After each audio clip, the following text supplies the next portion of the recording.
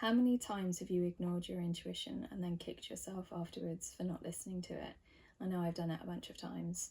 So it can be down to the smallest things and then the big decisions. So maybe you're signing a lease and everything looks great on paper, the area is lovely, the house is lovely, and then you just have this bad feeling. You've just got this sense that you shouldn't do it and you can't explain why.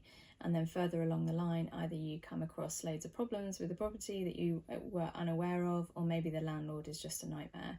So it can be those things where we end up talking ourselves out of it, out of that sort of gut response that we have, or that bad feeling. And we're telling ourselves, I'm just being silly, it's not logical, everything's fine.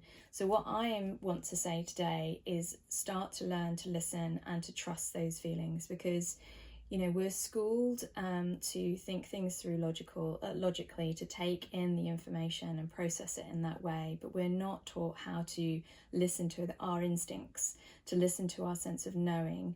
And that's the thing that's really going to help us make those decisions in life, whether it's our career, whether it's our relationship, whether it's spiritual practices we take on, whether it's the friendships that we have. And it's that response that's going to help us to develop a really rich life and to really become who we truly are. So what we want to start to do is stop ignoring it. For the first thing, stop pretending it's not coming up and denying it and railroading it with loads of thinking or overthinking.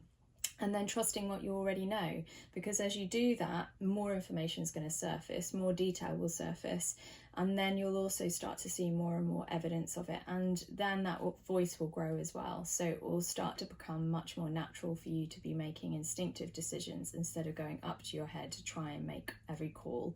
And you don't need to know why, you don't need to know all the information, you just need to trust it. You don't need to know why you don't trust someone, you just honor that, you listen to that. Or you don't trust a situation, or you don't like the feeling of that job, or it just feels like a bad idea. Like, that's enough. You don't need to kind of know more and more, and it might become clearer or it might not, but what you may be doing is opening up to better situations, more opportunities, but you just don't know it yet, because that intuitive sense knows more than you. It's got more access to more information that's coming in through the future. So don't let it be the last thing that you reference. I would encourage you to let it be the first. It's like, what is my intuition around this? What is my gut response to this? And see what arises. It might surprise you. And then the more you trust and the more you listen to it, the more you're building a muscle, you're building a relationship here.